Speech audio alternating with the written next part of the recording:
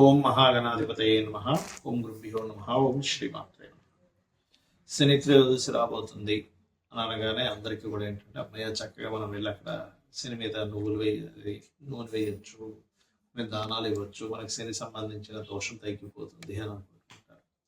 అయితే అసలు కేవలం దానము మంత్రము చేసుకుంటే తగ్గుతుందా, ఇంకేమైనా చేయాలా అనేటువంటి అంశాలు చెప్తుంది నేనైనప్పటికీ చెప్పేస్తుంది సాక్షాత్ లలిత అమ్మవారిగా భావిస్తూ. ప్రధానంగా ఇక్కడ మీరు అర్థం చేసుకోవాల్సిన విషయం ఏంటంటే శని అనేది మీ దగ్గర నుంచి వెళ్ళిపోవడమో మిమ్మల్ని వదిలిపెట్టుకోవడమో అసలు జీవితంలో జరగదు. గుర్తుపెట్టుకోండి. ఎందుకు అంటే శని ఈజ్ ఈక్వల్ టు కర్మ. మీరు చేసే ప్రతి కర్మ కూడా శని. మరి ఇవన్నీ ఎందుకంటే ఈ దానాలు ఏమని చెప్తారు, శని త్రయోదశి చేస్తామంటే అవన్నీ ఉపశమనం వరకే. కర్మని కర్మతోనే జయించగలం. గుర్తుపెట్టుకోండి. అంటే మనం నిత్యం చేసేటువంటి కర్మని మార్చుకోగలగాలి, మనం జ్ఞానవంతుడు అవుతూ ఉండాలి. అప్పుడు ఏమవుతుందంటే శని కర్మకారకుడు, కృషికారకుడు. మనకి ఆయుష్ని ఇవ్వాలంటే శని ఉండాలి. శని వదిలిపెట్టి ఉండలేము. ఆయుష్ లేదంటే ఇంక శని లేదంటే ఆయుష్ లేనట్టే. వర్క్ ఉండాలి, ప్రొఫెషన్ కారకుడు, వ్యాపార అభివృద్ధి కారకుడు. కాబట్టి సాటర్న్ ఈజ్ మోస్ట్ ఇంపార్టెంట్. కాకపోతే మనకు తెలియక సంకల్పంలో వదిలేయాలనుకుంటాం. వదిలేస్తే అసలు మనిషే ఉంటాడనే విషయం అర్థం చేసుకోవాలి. మనిషికి జాబ్ ఉండదన్న విషయం అర్థం చేసుకోవాలి, సక్సెస్ ఉండదన్న విషయం అర్థం చేసుకోవాలి. నేను చాలా సందర్భాల్లో చెప్పాను.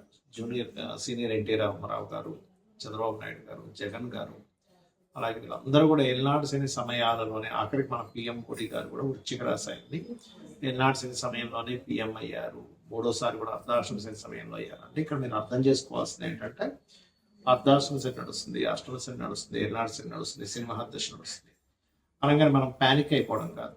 శని ఖచ్చితంగా మన కర్మకి మనం చేసే కృషికి ఫలితం ఇస్తాడు. కాకపోతే లేట్ అవుతుంటాయి, డిలే అవుతుంటాయి, మనకు విసిగొచ్చేస్తుంది, కొన్ని నిందలు పడుతుంటాము. దాని నుంచి మనం కొన్ని విషయాలు నేర్చుకుంటాము అనే విషయాన్ని మనం అర్థం చేసుకుంటూ శని త్రయోదశి నాడు చక్కగా మీరు గుడికి వెళ్ళి అభిషేకాది కార్యక్రమాలు చేయడంతో పాటు ఏదైనా హోమంలో కూడా అటెండ్ అవ్వండి శని త్రయోదశి నాడు. రెండో విషయం ఏంటంటే ఇక్కడ హోమం మీరు అటెండ్ అవ్వలేరు, కనీసం ఇంట్లో చిన్న గిన్నె పెట్టుకుని అందులో కొంచెం నమశివాయ మంత్రంతో హోమం చేసుకోండి. లేదు, గోశాలకు వెళ్ళి గోవులకి బెల్లం తినిపించండి. ఇవన్నీ ఒక ఎత్తు అయితే శని కార్మికులకి కర్షకులకి కారకుడు. కాబట్టి మీ కింద పనిచేసే వారికి వాళ్ళకి ఏదైనా వాళ్ళు హ్యాపీగా ఉండడం కోసం ఏదైనా పంచి పెడుతూ ఉండండి. ఖచ్చితంగా మీకు ఆ శని యొక్క అనుగ్రహం.